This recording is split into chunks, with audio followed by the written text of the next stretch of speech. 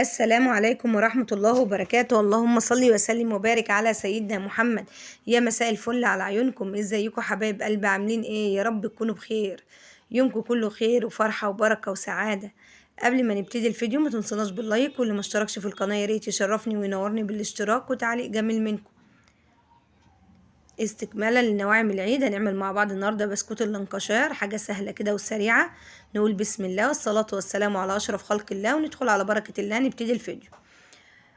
اول حاجه يكون معانا نص كوبايه سكر بودر، نص كوبايه نشا، كوبايه ونص من الدقيق، بيضه، فانيليا، معلقه صغيره من اللبن البودر، ومعانا كمان نص كوبايه سمنه. بنتعامل يا جماعه بالمج العادي خالص اللي متوفر في كل بيت.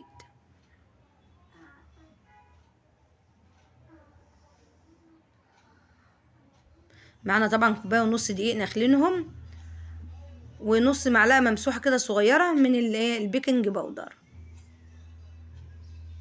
شايفين يا جماعه؟ هي نص كوبايه سمنه بلدي، لو متوفره عندك، مش متوفره اشتغلي باي سمنه. طبعا فرننا ساخن على درجه حراره 180، هو ما بياخدش الا 7 دقايق يا جماعه في الفرن بس. مش هنشتغل بعجان ولا مضرب كهربائي ولا اي حاجه، المضرب العادي اليدوي خالص، هو سهل جدا وسريع. بنضرب كده السمنه شويه،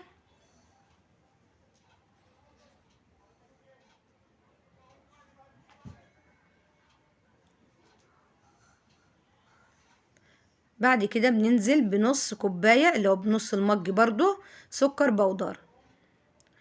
ضربنا شويه كده لحد ما وصل القوام الكريمي كده والسمنه بيضت معانا بيضه، وبيضه طبعا يعني فانيليا. حطيت كيس من الفانيليا، وحطيت برضو حوالي نص معلقه صغيره كده من الفانيليا السائله.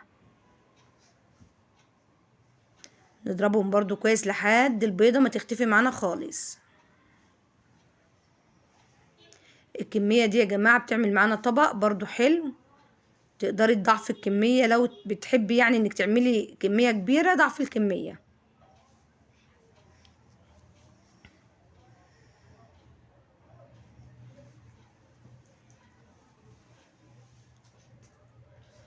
هنحط بقى رشة البيكنج باودر على الدقيق المنخول، وهنحط النشا ومعلقة من اللبن البودر، تستغني عنها عادي خالص لو مش متوفر عندك. بنقلب كل المواد الجافة كده مع بعض. وانتي واقفة كده في 10 دقايق او ربع ساعة بكتيره بتكوني عاملة بسكوت اللانكشار ده، سهل جدا وسريع. وزي ما قلتلكوا كده مع بداية الشغل بنشغل الفرن على درجة حرارة 180، السلك في الرف اللي في النص بياخد يا جماعة انتوا تظبطوا كده 7 دقايق فقط. يعني بصوا، ما تخلوهاش 8 دقايق كمان، ما تقولوش ده لسه طري، انتوا ما تجسوش خالص. مجرد 7 دقايق يعدوا تخرجوه وتسيبوه خالص لحد ما يبرد. تعاملوه معاملة الغريبة كده. نزلنا بقى بالمواد الجافة كده، وبأطراف ايدينا كده نلم يا دوبك.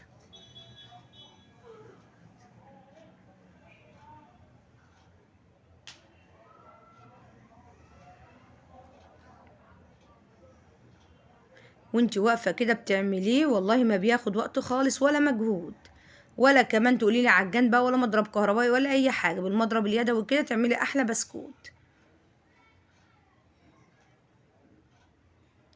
مجرد بقى ما كل المواد دي كده تختلط ببعضيها هيكون جاهز معانا ايه للتشكيل.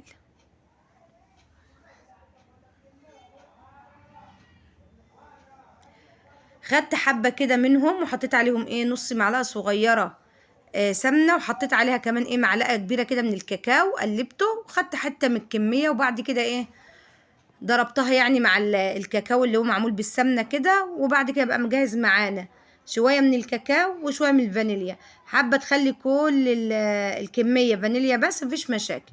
بنبتدي بقى نكورها زي ما انتوا شايفين كده، زي البلة كده، حاجة صغيرة خالص، وما تبططيهاش ولا اي حاجة. هي مجرد ما بتخش الفرن بتعمل قاعدة كده لوحديها. شايفين يا جماعة؟ الملمس ناعم وعجينة تحفة، مقادير مظبوطة جدا. بنخلص بقى كل الكمية، بنعمل نص فانيليا وبنعمل كمان نص شوكولاتة اهو، شكلناهم.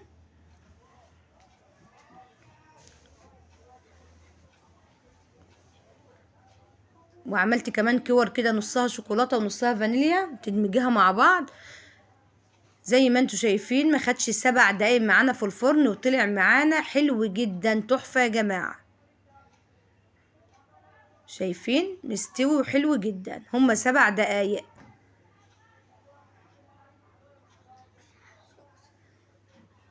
هنلم كده كله في طبق.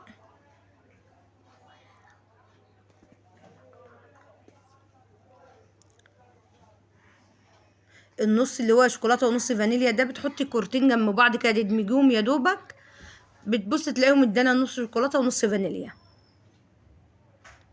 هنبتدي بقى ايه، نلزق الاتنين مع بعض كده. انا عندي مربى حليب اللي هي ماركة كواليتي، حلوة جدا يا جماعة وطعمها هايل. عندنا شوكولاتة مبشورة، جوز هند، اللي هو الفستق برضو المجروش. تقدري تستعملي مربى عادية، يعني مثلا مشمش او فراولة او اي حاجة، ممكن نوتيلا. انا هستعمل مربى حليب. هنبتدي كده ايه، ندوس مع بعض لحد ما يطلع من في النص، يعني يطلع مربى حليب كده. بعد كده نحطه بقى في جوز هند او في الفستق اهو زي ما معانا نوتيلا بقى شوكولاته، برضو نعمل شوكولاته او جناش شوكولاته، نحط قطعه بقى برضو في النص كده. طبعا الكيس بيسهل علينا خالص.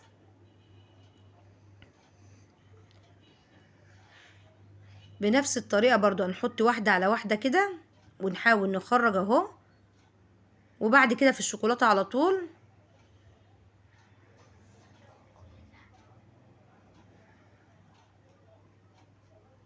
حلو جدا، هايل، طعمه حلو جدا.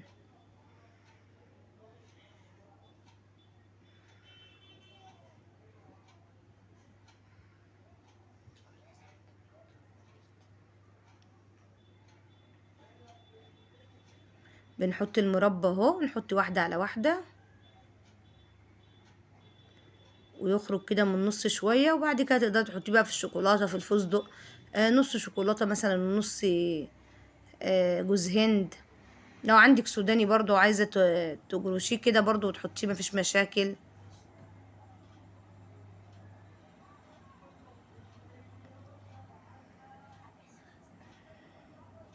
بنخلص بقى كل الكمية بنفس الطريقة، وعمل معانا الطبق القمر اللي احنا شايفينه مع بعض ده، حلو جدا يا جماعة، هايل. لو وصلتوا معانا لحد كده بقى وحاسين انكم استفدتوا من الفيديو، ما تنسوناش بقى باللايك، واللي ما اشتركش في القناه يا ريت يشرفني وينورني بالاشتراك وتعليق جميل منكم. وكل سنه وانتم طيبين، عيد سعيد عليكم يا رب، يجي عليكم بالخير كده ومتجمعين وزايدين دايما ومش ناقصين.